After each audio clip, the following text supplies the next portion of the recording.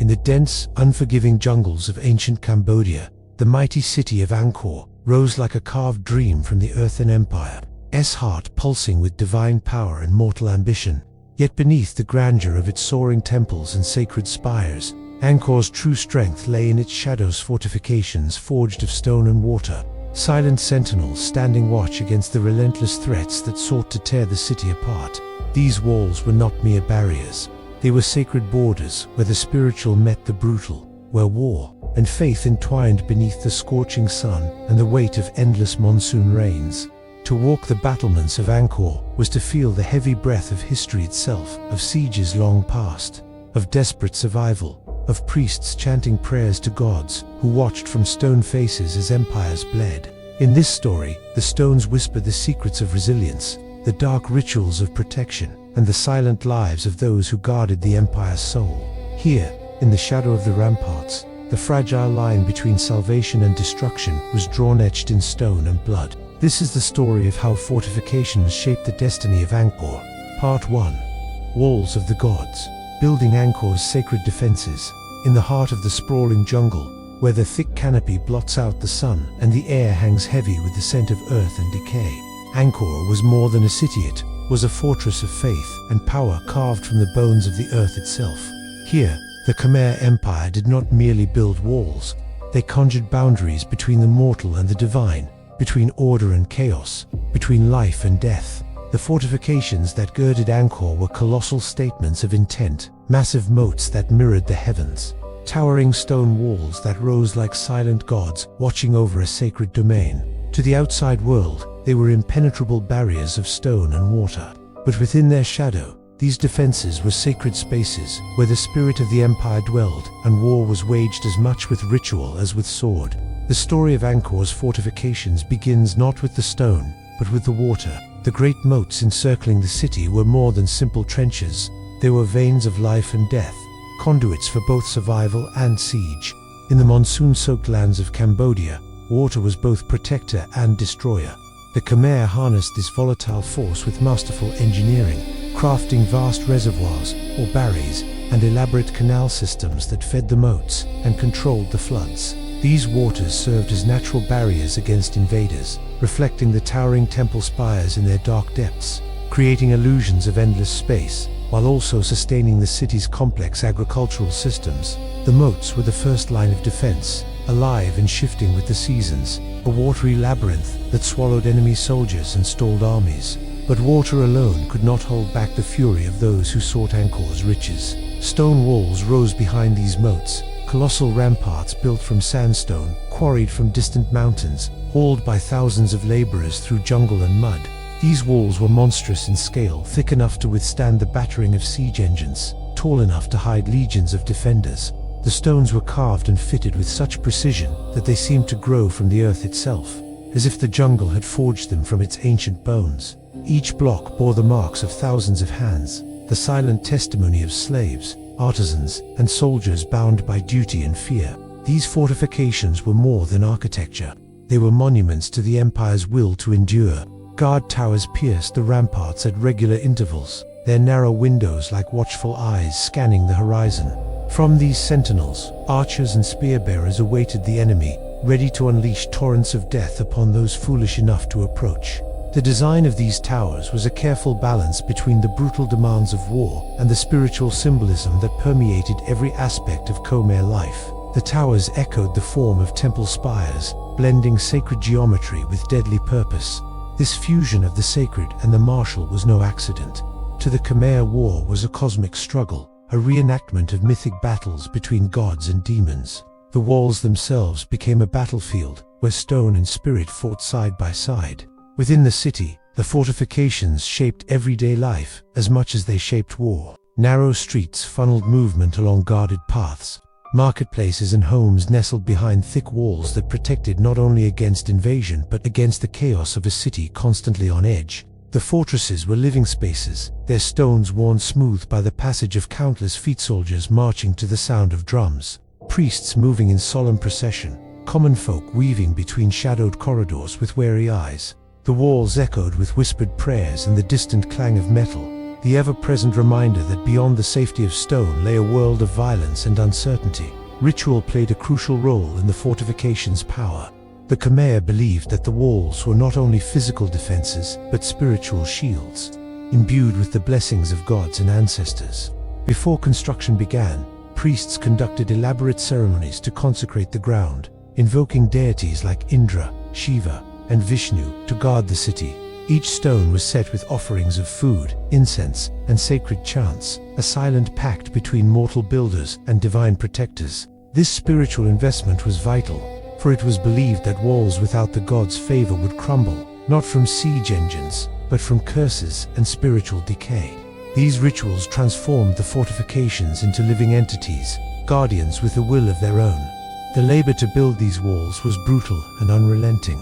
Tens of thousands of workers toiled in grueling conditions, hauling massive stones by hand, carving intricate bas-reliefs of gods and demons that adorned the gates, constructing towering wooden scaffolds to reach dizzying heights. The camps of workers lay just beyond the city, filled with the cries of children, the chants of monks, and the harsh commands of overseers. Food was scarce, and disease a constant threat, but the workers persevered, driven by fear, devotion, and the promise of afterlife rewards. The story of the walls is as much the story of these unseen lives as it is of kings and generals. Kings themselves played a pivotal role in the fortifications, creation, and symbolism.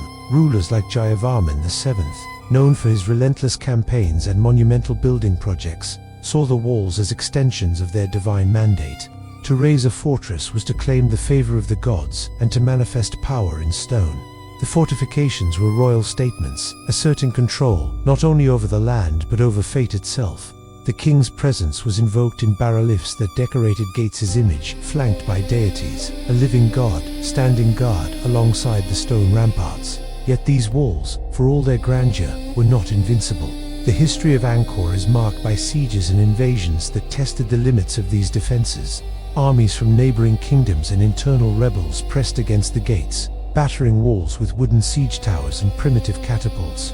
Some assaults succeeded, leaving destruction and bloodshed in their wake, forcing the city to rebuild and adapt. The walls grew thicker, moats deeper, and defenses more cunning, a constant evolution born of survival.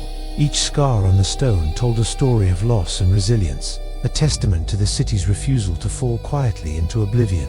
Behind these defenses, life endured in all its fragile complexity. Inside the fortifications, families gathered for meals made from rice, fish, and wild fruits, their daily rituals, a quiet rebellion against the ever-present specter of war. Priests tended sacred fires, whispering chants that sought to keep the darkness at bay. Children learned the stories of gods who battled demons, tales that gave meaning to the harsh realities they faced. The city was a paradox, a place of beauty and violence, faith and fear, creation and destruction, all bound tightly by the stone guardians that encircled it. As the sun set beyond the horizon, casting long shadows across the ramparts, the walls of Angkor stood silent but alive. They bore witness to centuries of history, to the rise and fall of empires, to the prayers of the faithful and the clash of swords.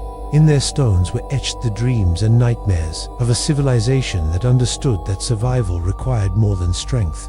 It required faith, sacrifice, and the courage to face the darkness beyond the walls. This is the story of Angkor's fortifications, not merely structures of defense, but living testaments to the will of a people who carved their destiny from stone and spirit. It is a tale of gods and warriors, builders and dreamers, and the silent walls that watched over them all. Part 2. Life behind the ramparts. Survival, rituals, and war in the shadow of fortresses. Beyond the towering walls and deep moats of Angkor, life unfolded in a shadowed world where survival was both a daily struggle and a sacred duty. The fortifications that protected the city were not isolated monuments. They were living boundaries around a city teetering on the edge of chaos and order, between the mortal realm and the divine. Inside the ramparts, the lives of warriors, priests, artisans, and common folk intertwined, each playing their role in the delicate balance that kept Angkor standing amidst the storm of war and uncertainty. Here, behind stone and water, survival was etched into every breath. every ritual, every whispered prayer. The city within the walls was a place of contrasts, where the grandeur of temple spires rose above humble dwellings, and where the laughter of children mingled with the distant clatter of armor and the solemn chants of monks. The fortifications shaped the rhythm of daily life. Narrow alleys funneled movement, guarded gates controlled access, and watchful soldiers patrolled tirelessly, their eyes forever scanning the horizon for signs of approaching danger. The fortresses themselves were homes and sanctuaries as much as they were defenses. People lived, worked, prayed, and died within their shadow, their fates bound to the stones that sheltered them.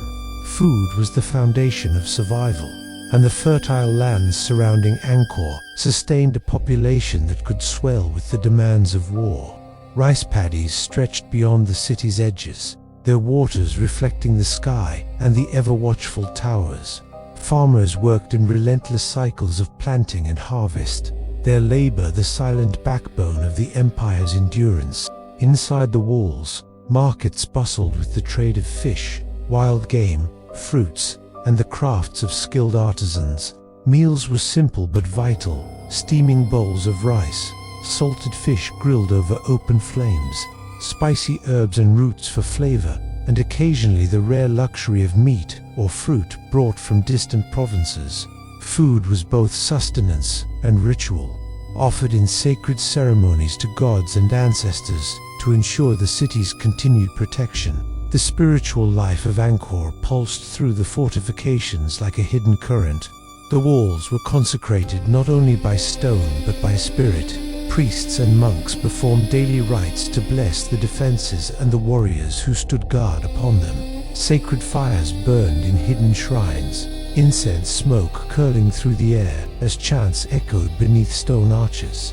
These rituals were believed to weave an invisible armor around the city, a divine shield that no earthly weapon could penetrate. The Khmer understood that the true strength of their fortifications lay not only in stone and water, but in the faith of the people who built, maintained, and defended them.